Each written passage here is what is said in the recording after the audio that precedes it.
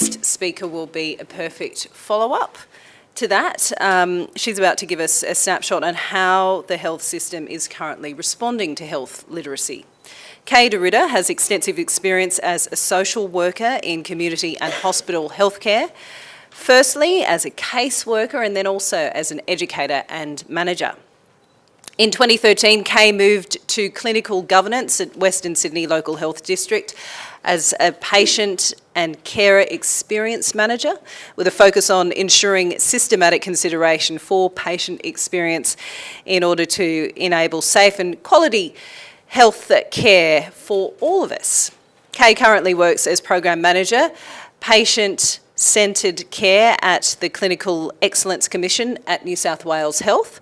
Kay also has a deep commitment to social justice and improving engagements of patients and their families in terms of healthcare. So she's pretty passionate about this field of work. Friends, please welcome to the stage Kay DeRidder.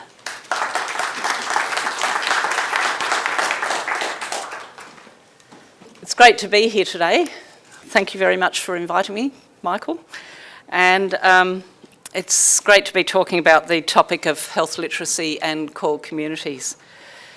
As we've heard from Naomi, health literacy concerns everybody. Today I'll talk about how it affects people from core communities and particularly those from non-English speaking backgrounds. I'll also give an overview of what New South Wales health system is doing to address health literacy and what you can do now. Negotiating health systems can be really daunting and overwhelming for everyone, but people who don't speak English as a first language and those who are unfamiliar with the Australian health system have added difficulties, which we've already addressed. We need to address these by talking, listening and asking for better health.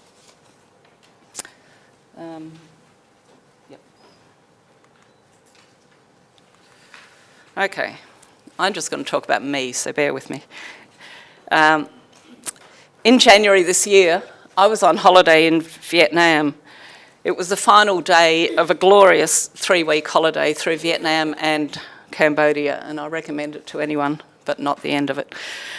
We were exploring this ancient citadel in the city of Hue. Walking through the courtyard in light rain, I lost my footing and slipped, and I fell, landing on my backside. I heard a snap on the way down, and you guessed it, I broke my ankle pretty badly. I'm walking now. After some time and much negotiation, an ambulance was located. And ambulances are rare in Hue, and I was transported to a Vietnamese hospital. Surprisingly, I don't speak Vietnamese, nor do I look Vietnamese. So by those terms, I guess I would be considered a culturally and linguistically diverse person, a patient in Vietnam. Luckily, I had my husband with me, and importantly, our tour guide for the day was able to come on the ambulance, and he was my on-the-spot interpreter, and very, very valuable. I know very little about health systems in Vietnam, and my instinct was to get out as fast as possible, to be patched up, get on the plane and come home. And that is indeed what happened. But I'll reflect on the few hours I had as a called patient in a Vietnamese hospital.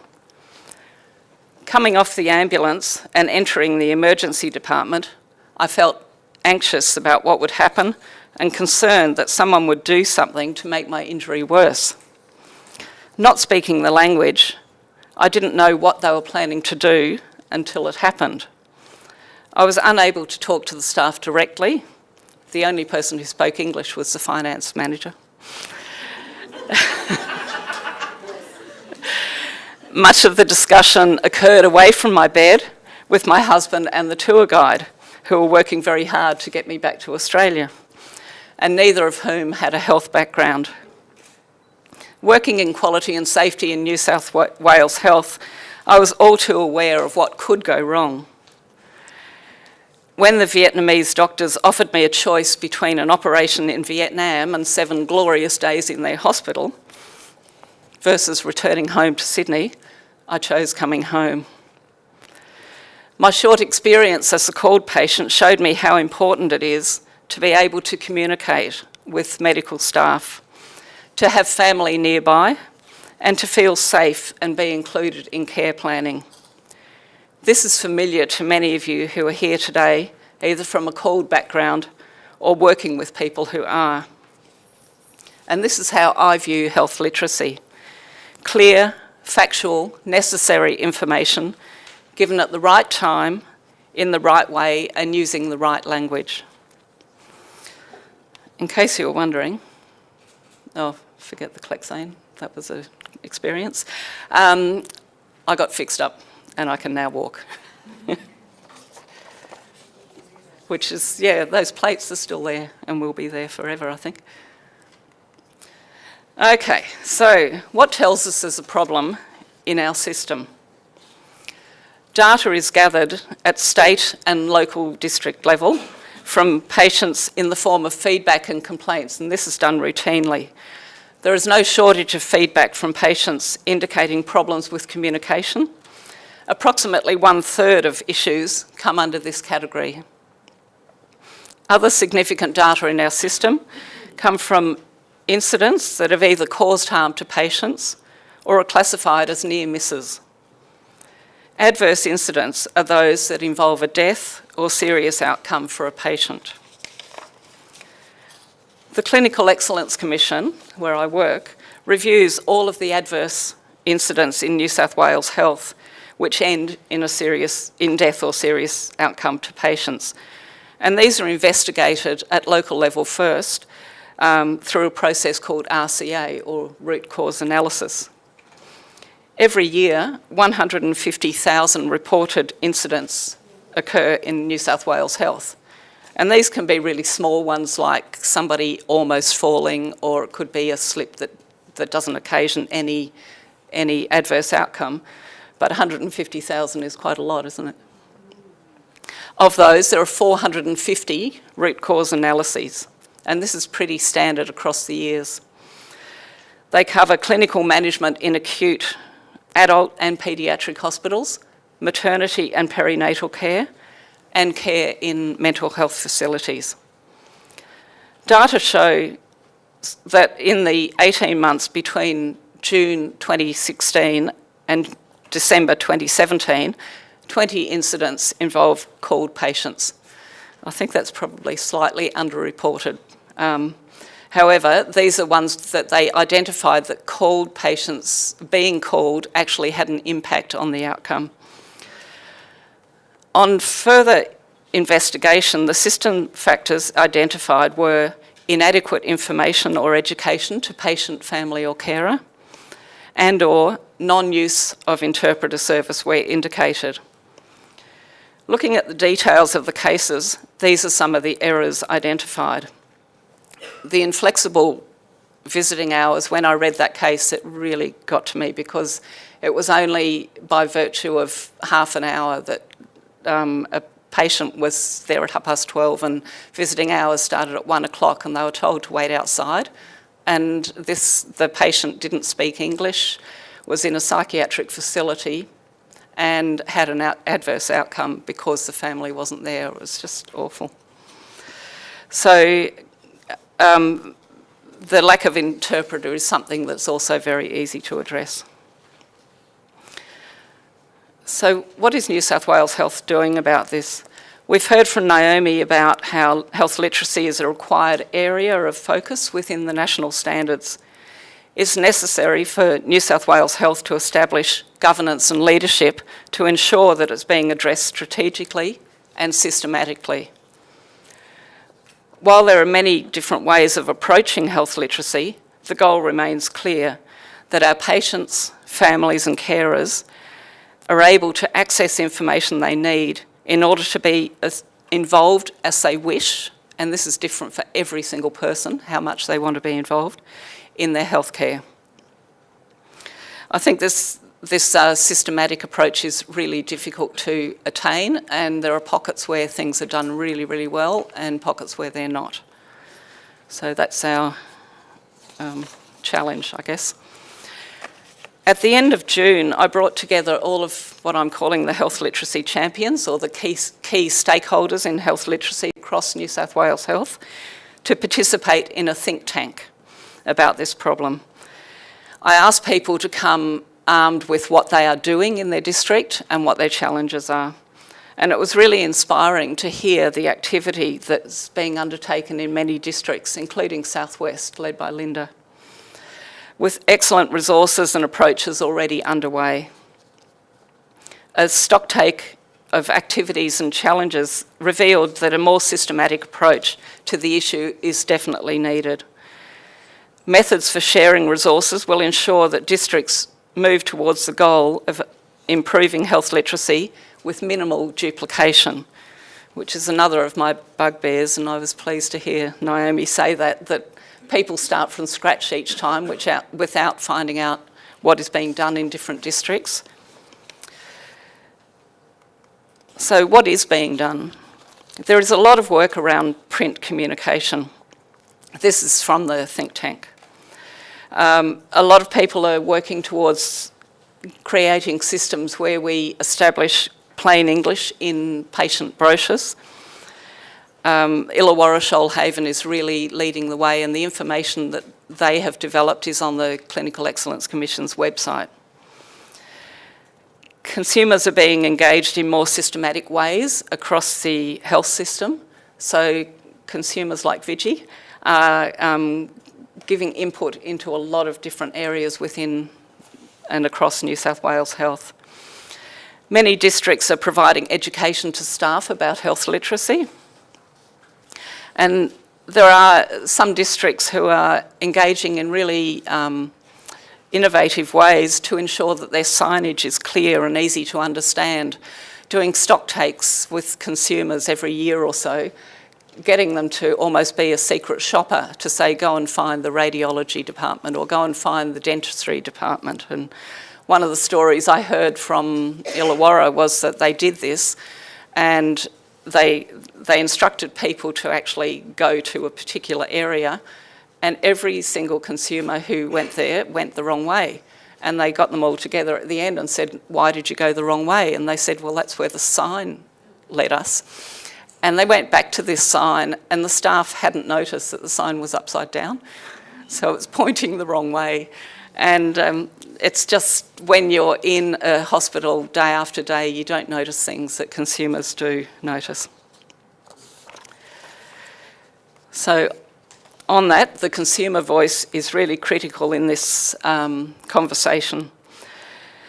I've been really keen to hear from consumers, and I polled our Consumer Council from the Agency for Clinical Innovation, hello Eunice, and the Clinical Excellence Commission have a joint Consumer Council.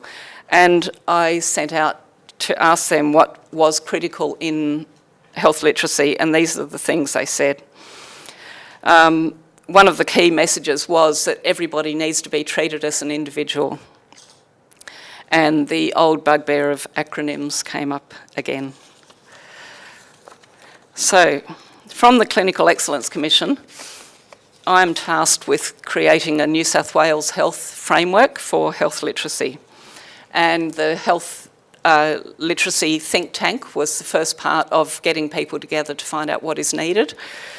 So it's underway, and it will be available next year, and aims to provide guidance to staff about how to address literacy, health literacy. One of the things I hear again and again is, where do I start? This is so big, I don't know where to start, and I don't know how to make it systematic.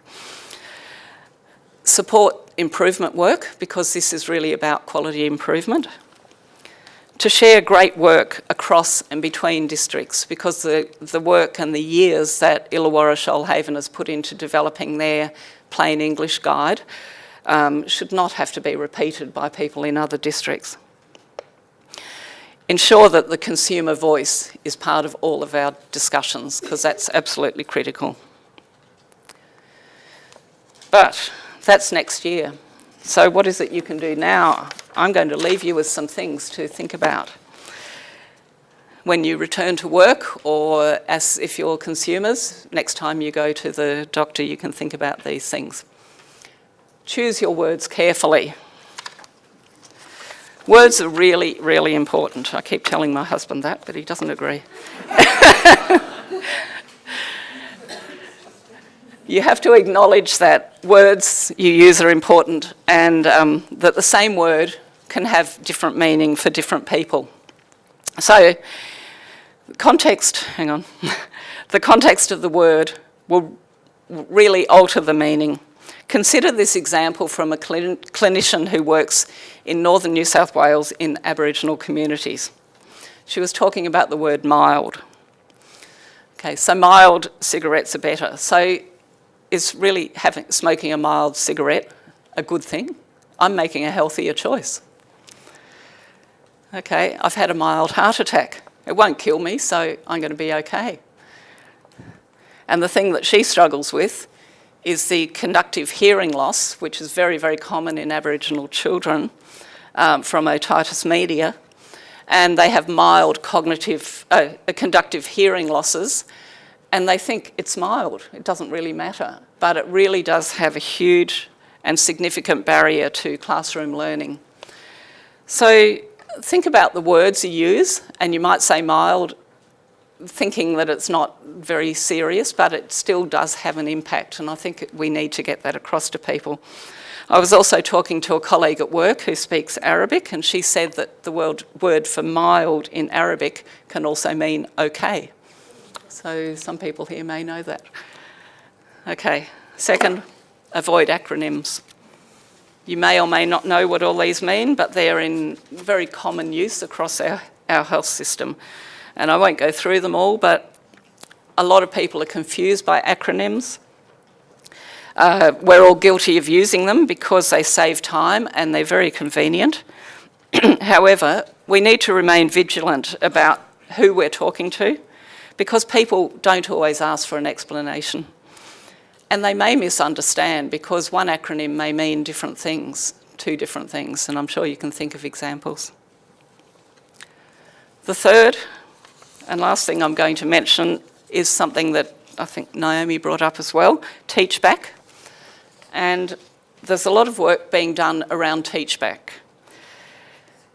How many times have you as a healthcare worker or you as a consumer gone through this explanation about what to do? You know, as a healthcare worker, you go, blah, blah, blah, blah, blah, I want you to do this and come back then and bring such and such back and have this test back.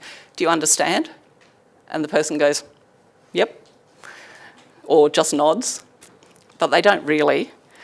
And they nod because they might be embarrassed that they haven't taken it all in. They might still be thinking, you haven't given them enough thinking time. They don't want to take up your time because you're a busy clinician, so therefore you can't explain things again. Or else they think that they do understand and they go home and they don't get things or don't follow instructions the way you had meant them to do. So TeachBack is a tool that's very, very easy to use to help ensure that clinical staff provide clear and useful information to patients that is understood. It puts the onus on staff to explain thoroughly, rather than on patients to understand unfamiliar terms and instructions at a time of stress. And remember that doctors' appointments can be stressful, or doesn't have to be doctors, nurses, anything, being in hospital is stressful. So the process goes like this. You as the healthcare worker give the instruction or explanation about the patient's healthcare. You then ask the patient to say in their own words what it is that you have explained to them. So you're not actually asking them a yes-no question, you're asking them to explain back what it is that you have explained to them. You never ask direct questions, and if they explain back incorrectly or that they've got the dosages wrong or something like that, you just calmly explain it again, and you keep going until the person understands. So the idea is not to be judgmental. The idea is to say that it is up to me to explain this well to you. So they're the three things that I'd like you to take away from this talk. And any questions? I guess I didn't know whether there were questions built into this or not, but I'm happy to receive questions if you have any. Otherwise, at morning tea. Actually, just reflecting that, and that's fantastic. But it's important we understand that there are already requirements on doctors in getting informed consent to make sure the patient actually understands. And I think we need to talk about health literacy, but we need to link it to some existing policies where it is really a requirement that before you undertake a procedure or a risky procedure that you actually understand and explain all the risks and benefits. And so link health literacy to good clinical care, because fundamentally we're just expecting good clinical care, which is about that. Absolutely. Yeah, and that's really what Naomi was saying before about building it in. We don't need an extra policy on health literacy. We need to embed, like patient-centred care, it has to go all weaving through what we already do. Yeah, that consent process is questionable at sometimes, isn't it? That you're not even, no. I'm not saying that I believe that it's perfect, but I'm saying that we have it is an existing policy, yes, exactly. it's not currently being followed. We need to reflect Yeah. on what more we need to do. Yes. These are basic building blocks of practice. Exactly. Yeah, thank you. Okay, thank you.